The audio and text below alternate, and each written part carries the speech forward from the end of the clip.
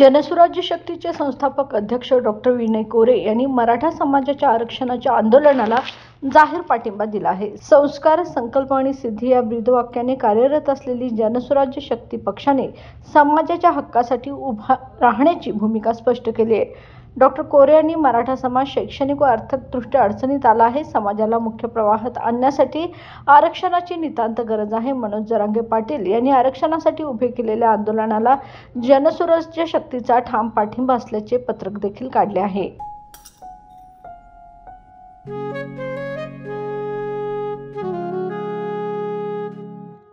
बाबा, आज येताना बासुंदी घेऊन या ना।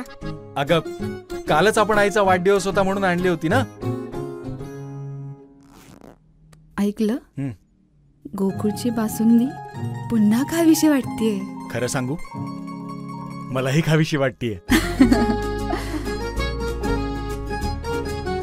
पुन्हा पुन्हा खावीशी वाटणारी गोकुळ बासुंदी।